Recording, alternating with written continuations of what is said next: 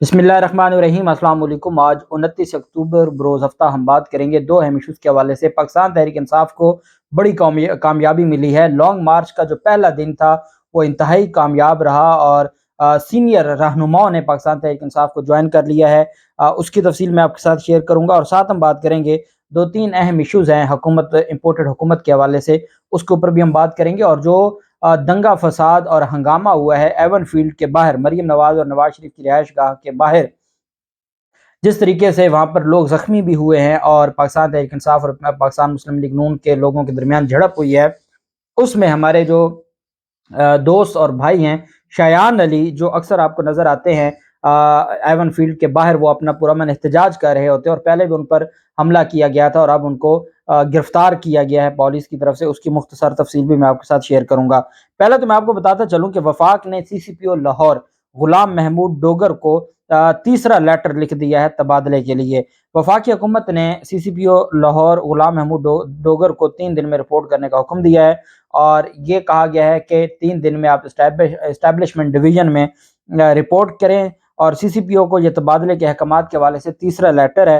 खत में कहा कि तबादले के अहकामात पर 3 रोज में अमल ना हुआ तो इंजबाती कार्रवाई शुरू की जाएगी। खत के मतन में कहा गया कि तबादले का जो लेटर 20 सितंबर को जारी किया गया था उस पर अमल दरामद किया जाए। चूंकि ये वफाकी हुकूमत अपनी मर्जी के अफसरान को तैनात करना चाहती है विदाउट द परमिशन ऑफ जो प्रोविंशियल गवर्नमेंट है उसकी इजाज़त के बगैर।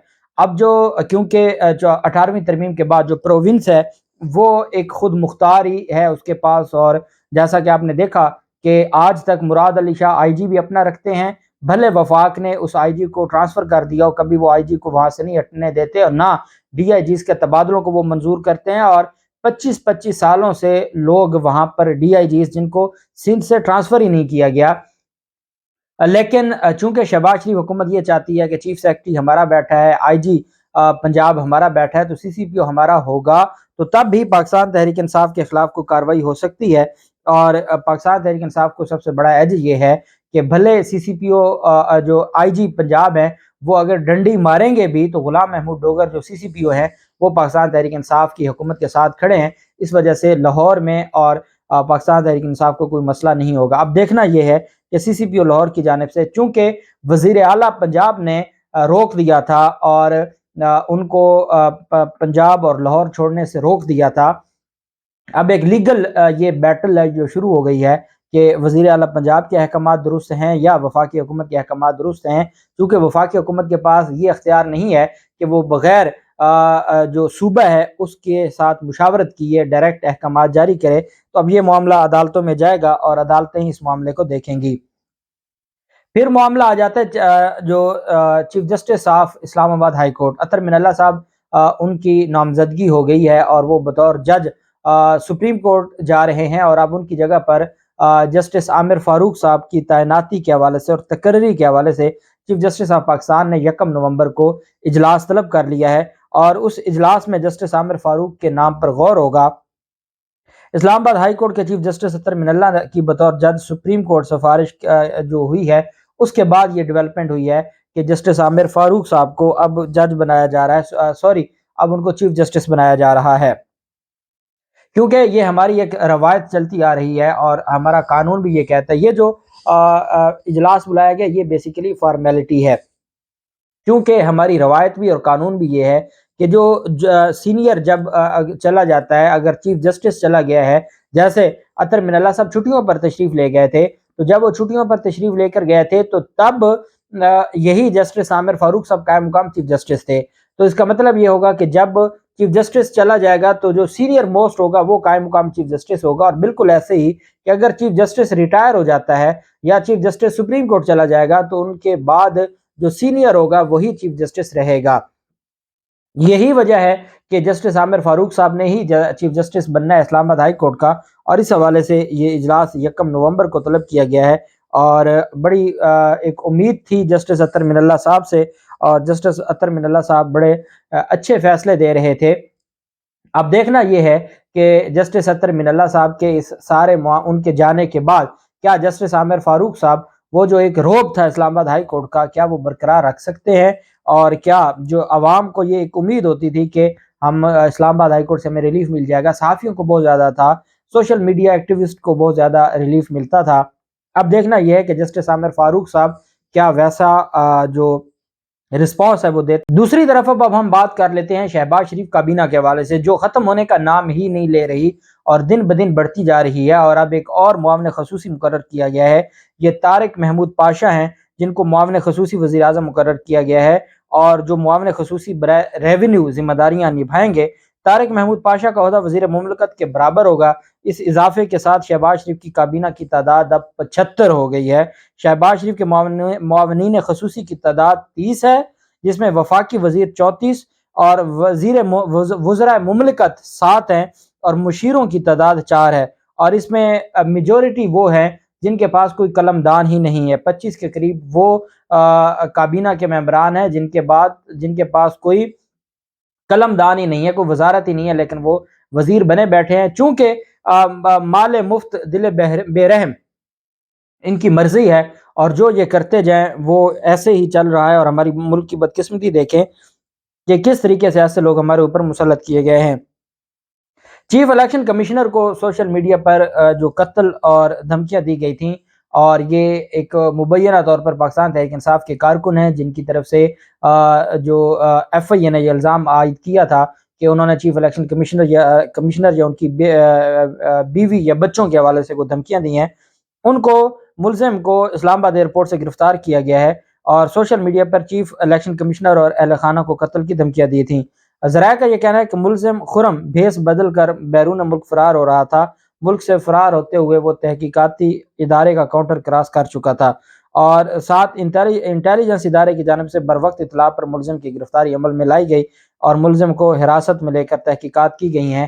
جب توشہ خانہ ریفرنس میں ایک ناجائز فیصلہ آیا تھا, غیر آئینی اور غیر قانونی فیصلہ آیا تھا چیف الیکشن کمشنر کا, تو اس پر یہ سارا معاملہ ہوا تھا, اور اب ان کو گرفتار کیا گیا ہے. اور اس کو اب دیکھتے ہیں کہ ہمارا جو قانون ہے وہ کیا اس کے ساتھ کرتا ہے اور کیا اس کو سزا ہوتی ہے. دوسری طرف اور آپ دیکھیں ہمارے ملک میں مریم نواز کو جس نے دھمکی دی وہ بھی گرفتار ہو گیا.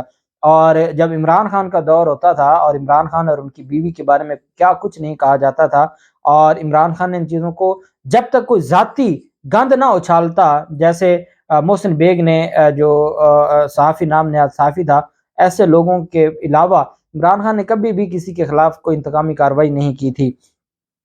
اب میں آپ کو بتاتا چلوں کہ بڑی دلچسپ صورتحال تب ہوئی لانگ مارچ کے حوالے سے. کامران شاہد جو صحافی ہیں, اب وہ لفافہ صحافی ہم ان کو کہہ سکتے ہیں, انہوں نے ایک ٹویٹ کیا. ٹویٹ کر کے وہ کہتے ہیں کہ جی دیکھیں حالات دیکھیں, عمران خان آج بھی فیمس ہے, آج بھی وہ پاپولر ہے. اتنا کچھ ہونے کے باوجود عوام, لاہور کی عوام عمران خان کے لیے نکل آئی ہے, اور عمران خان نے یہ بتا دیا ہے کہ آج بھی وہ پاپولر ہے اور عوام اس کے ساتھ ہے. یہ کامران شاہد نے ٹویٹ کیا ہے, اور پھر آپ ان کی صحافت دیکھیں, ان کا حوصلہ دیکھیں, آپ ان کے اندر کی اصل جو بے شرمی اور بزدلی دیکھیں کہ چند منٹوں بعد ٹویٹ ڈیلیٹ کر دیا. کہ آپ نے سچ بول ہی دیا تھا تو سچ کو سچ رہنے دیتے, اور اس کے بعد پھر ٹویٹ کیا اور کہا کہ دیکھیں جی عمران خان کے بیانیے کے بعد بھارت یہ کہہ رہا ہے, بھارت وہ کہہ رہا ہے, بھارت نے ایسے کہہ دیا. اور پھر ایک غریدہ فاروقی کی طرف سے, طلعت حسین کی طرف سے عمران خان کے خلاف ایک کمپین شروع ہو گئی کہ دیکھیں بھارت یہ کہہ رہا ہے کہ عمران خان نے یہ کہہ دیا ہے. میرے خیال میں تو بھارت یہ بھی کہہ رہا تھا, ہمارے اداروں کی طرف سے جو ایک پریس کانفرنس ہوئی ہے, اور ایک ڈیٹیل پریس کانفرنس ہوئی ہے 2-2.5 گھنٹے پر مشتمل ہے, اور عمران خان نے تو ابھی جو آپ لوگوں کی طرف سے یہ خواہش تھی کہ عمران خان 2-2.5 گھنٹے کی پریس کانفرنس کا 2-2.5 گھنٹے جواب دیں, عمران خان نے وہ 2-2.5 منٹ بھی اس کا جواب نہیں دیا. اس کے باوجود آپ یہ کہہ رہے ہیں کہ عمران خان نے کہا ہے تو بھارت کو موقع ملا ہے.